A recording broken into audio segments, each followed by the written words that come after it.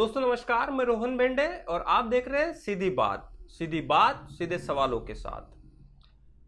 कल सवेरे पहले एक खबर आई कि चाइना और इंडिया के कॉन्फ्लिक्ट में गलवान वैली में सेना के 3 जवान, एक कर्नल और 2 जवान शहीद हो गए। उसी खबर के साथ देर शाम और एक खबर आई कि सेना के 3 नहीं तो टोटल 20 जवान 16 बिहार रेजिमेंट के 19 जवान और एक कर्नल शहीद हो गए। यह खबर बयान के तरफ नहीं आई या फिर ऑफिशियल बयान से नहीं, ये ANI ने किसी सोर्सेस से खबर चलाई। उसके बाद सेना ने 2 घंटे बाद अपना बयान दिया, अपना ऑफिशियल वर्जन दिया, जिसमें उन्होंने कबूल किया कि सेना के 20 जवान शहीद हो गए। मॉर्निंग में जो खबर आई थी 3 जवानों के शहीद होने की, एक कर्नल और 2 जवान के शहीद होने की, उस समय ऑफिशियल वर्जन या फिर सोर्सेस से भी ये इंफॉर्मेशन नहीं दी गई कि हमारे और जवान उसमें घायल हुए हैं और वो शहीद हुए हैं या फिर वो कैजुअलिटी में गंभीर उनको चोटें आई है। ये कुछ भी मॉर्निंग के बयान में नहीं था। इसी के साथ ये चल ही रहा था तो चैनलों में एक तरह से होड़ मच गई कि कैसे देश के प्रधानमंत्री और सत्ताधारी पक्ष को बचाया जाए। मैं जो कह रहा हूं बहुत जिम्मेदारी से कह रहा हूं। जिस समय 11 बजे यह खबर आई, उसी समय सारे चैनल, तमाम चैनल जो राष्ट्रवादी कहते हैं खुद को, वो इस होड़ में लग गए कि कैसे मोदी जी या फिर मोदी जी की सरकार एक तरफ राष्ट्र के हित की बात कर रही है और हम जो बाकी पत्रकार या फिर इंटेलेक्चुअल सवाल उठा रहे हैं वो कैसे देशद्रोहियों की तरह काम कर रहे हैं। तो मेरे कुछ सवाल हैं यहां पे।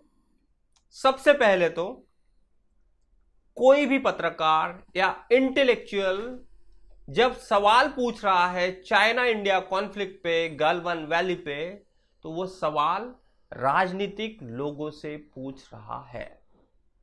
क्यों पूछ रहा है? क्योंकि हमारे देश की लोकतांत्रिक परंपरा है कि सेना के सारे अपडेट सेना ऑफिशियल वर्जन में देती है या फिर उनके ऑफिशियल वर्जन से वो पॉलिटिकल गवर्नमेंट तक पहुंचाई जाती है और बाद में MEA ministry of external affairs या फिर होम अफेयर्स, ये लोग प्रेस ब्रीफिंग करके हमें इंफॉर्मेशन देते हैं। अब यह बात हमें देखने लायक है कि जब से गलवान वैली का ये कॉन्फ्लिक्ट चल रहा है तब से अब तक, जब तक 20 सैनिक मरे तब तक कोई भी ऑफिशियल प्रॉपर वर्जन दिया नहीं गया सरकार के तरफ से। ये काम सरकार का होता है, ये काम सरकारी एजेंसियों का होता है कि ऑफिशियल वर्जन क्या है इंडिया का, कि चाहे गलवान वैली में कॉन्फ्लिक्ट चल रहा है, ये तो सबको पता है, ये तो कोई छुपी बात नहीं, पूरा वर्ल्ड ये जानता है। तो इसको छुपाने का क्या मतलब, पहली बात। और ये छुपाया क्यों जा रहा है, क्या रीजन है इसके पीछे छुपाने का। इसी के समानांतर एक सवाल यह भी है कि हम पिछले 6 सालों में चाइना के शी जिनपिंग और इंडिया के प्रधानमंत्री मोदी जी, इनकी 6 बार मुलाकात हुई है और मोदी जी जब मुख्यमंत्री थे तब 3 बार, ऐसे 9 बार वो चाइना में जाके आए हैं। तो इतना हम पॉलिटिकली इन्वॉल्वमेंट अगर उस देश के साथ दिखा रहे हैं तो उसी समय यह सवाल तो उठेगा ही ना कि हमारे सीमा पर कॉन्फ्लिक्ट होते समय जो खुद को दोस्त कहते हैं, झूला झूलते हैं उनके साथ, वो कहां है, ये तो सवाल उठेगा ही।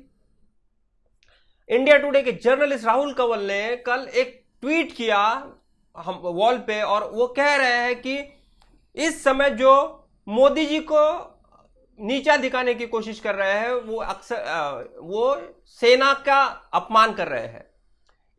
इन मूर्खों के एंकर इनके राहुल के खुद के पिता एक आर्मी वेटरन थे। शर्म आती है कि ये आर्मी वेटरन का एक लड़का है। आज तो सही में शर्म आती है। वो सवाल मोदी जी से है, सेना से नहीं। वो पॉलिटिकल सवाल है कि हमारा इंटरनेशनल प्रोसेस का जो भी संभालने का जिम्मा है, हमारी एमईए है, हमारे विदेश मंत्री है, वो कहां है? ये सवाल तो उन्हीं से होगा ना। सेना से कोई सवाल नहीं कर रहा है, ये सवाल उनसे है जो पॉलिटिकली वहां पे इन्वॉल्वमेंट होता है दो देशों की संबंधों में। अब वो तो एक घटना हुई, लेकिन इसके भी पक्ष में हमें थोड़ा सा अंदर जाके देखना पड़ेगा। चाइना का कॉन्फ्लिक्ट हुआ तो यह कहना है ऑफिशियल वर्जन का कि वहां पे कोई भी गोली नहीं चली। इसका मतलब भारतीय सेना के 20 जवान हाथापाई से मरे हैं। तो इतनी भयानक परिस्थिति होने तक हम बैठे क्यों रहे? क्यों हमारे जो विदेश मंत्री है या फिर विदेश सचिव है, उन्होंने डिप्लोमेटिकली इस इशू को सॉल्व करने का प्रयास नहीं किया? यह 1 महीने से कॉन्फ्लिक्ट चल रहा है। आर्मी के वेटरन कर्नल अजय शुक्ला, जो अब इकोनॉमिक्स टाइम्स के लिए लिखते हैं, बिजनेस इकोनॉमिक्स टाइम्स के लिए, वो पिछले 1 महीने से उमा शंकर सिंह एनडीटीवी के या फिर कादम्बनी शर्मा, ये जो लोग, सुहासिनी हैदर, इन लोगों ने पिछले 1 महीने से ये बात लोगों के सामने रखी है कि कुछ ना कुछ बहुत गलत हो रहा है। सरकार ने जानकारी छुपा दी। अब क्या हुआ? पहले जानकारी छुपाई, अब बताना पड़ रहा है। तो अब कोई सवाल पूछता है तो आप उसको कहते हैं कि आप देशद्रोही हो, आप सेना पे सवाल उठा रहे हो। सवाल पॉलिटिकल लोगों से नहीं होंगे तो किससे होंगे? और इतनी परिस्थिति आप बेकार होने तक आप बैठे क्यों रहे? ये सवाल तो आपसे ही बनेगा ना। हम सेना के किसी भी जवान की मौत की कीमत हमारे पॉलिटिकल कमजोर विल के बरक्स में नहीं देना चाहते। हमारे जवान -0 टेम्परेचर पे वहां पे गलवान वैली में खड़े हैं, वो देश की रक्षा के लिए खड़े हैं।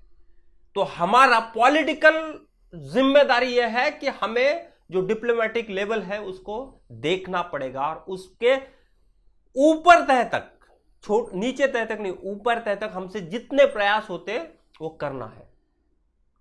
क्या चल रहा है?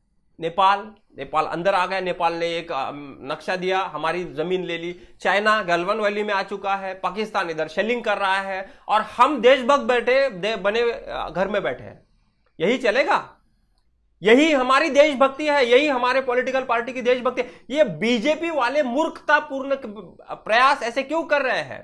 क्या उन लोगों को इतनी भी अकल नहीं है कि हम सेना के लेवल पे, हमारे नेशनल लेवल के जो इश्यूज है, जो जिसमें हम इंटरनेशनली बॉर्डर्स कॉन्फ्लिक्ट चल रहा है, उसको 2 तरह से लड़ना होगा। एक पॉलिटिकल बैटल पे और दूसरा बैटल होगा हमारा जो एमईए करता है डिप्लोमेटिक लेवल पे। और ये काम ऑफिशियल है, ये काम सेना का नहीं है।